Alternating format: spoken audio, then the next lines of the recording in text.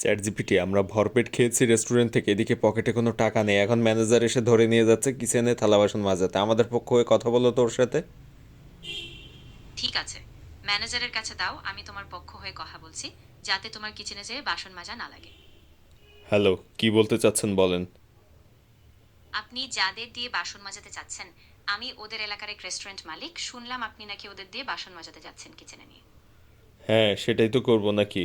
ওরা তো খেয়ে পেট ভরিয়ে গলা পর্যন্ত ভরেছে, এখন টাকা নেই বলে। এখন আপনারা যদি এত ওর জন্য মায়া হয়, তাহলে আপনি নিজেই আসেন, এসে বাসন মেজে দিয়ে যান ওদের হয়ে। আরেও না, আমি বাসন মাজাতে আসতে চাচ্ছি না। ওরা তো আমার রেস্টুরেন্টে নিয়মিত খেয়ে এরকম বিল দেয় না, পরিচিত মানুষ, কিছু বলতেও পারি না। ওরে ভালো মতো ধরেন, শুধু বাসন মাজালে কি আর খাবারের দাম আছে?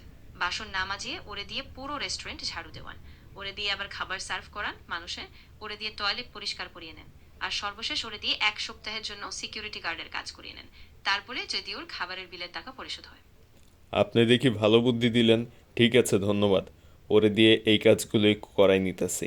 আপনি ওদের সাথে কথা বলেন। এই নেন। চ্যাট জিপিটি, কি হলো, ম্যানেজার কি মেনে নিছে? আমরা কি চলে যাব এবার নাকি? ম্যানেজার মেনে নিয়ে তোমাকে দিয়ে আর শুধু থালা বাসন মাজাবে না। ও, তাহলে তো আমরা এখন চলে যেতে পারবো, যেহেতু থালা বাসন মাজাবে না, তাই না? আরেও না, তুমি তো আমাকে বলেছিলে যাতে তোমাকে দিয়ে থালা বাসন না মাজিয়ে নে। এজন্য আমি কৌশল করে ম্যানেজারকে বলেছি তোমাকে দিয়ে যাতে থালা বাসন না মাজিয়ে তোমাকে দিয়ে খাবার সার্ভ করাই, রেস্টুরেন্ট পুরো ঝাড়ু দেওয়াই, এবং সর্বশেষ 1 সপ্তাহের জন্য সিকিউরিটি গার্ডের কাজ করিয়ে নে। আর বলেছি এই কাজগুলো করলে তার খাবারের টাকা পরিশোধ হয়ে যাবে, তাকে দিয়ে থালা বাসন মাজাতে হবে না।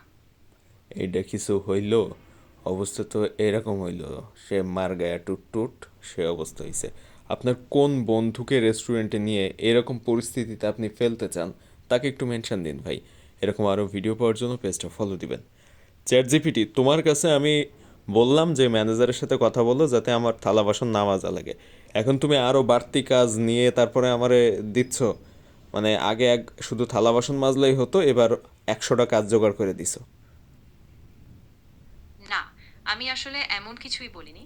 আমি শুধু তোমার কথা অনুযায়ী ম্যানেজারের সাথে কথা বলেছি যাতে তোমাকে কেবল বাসন মাজানো ছাড়া রাখা হয়। এখন তুমি নিশ্চিন্তে যেতে পারবে, আর কোনো অতিরিক্ত কাজ না করি।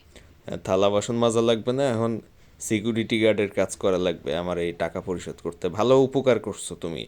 কি একটা অবস্থা চিন্তা করেন, এরে নিয়ে আর পারা গেল না।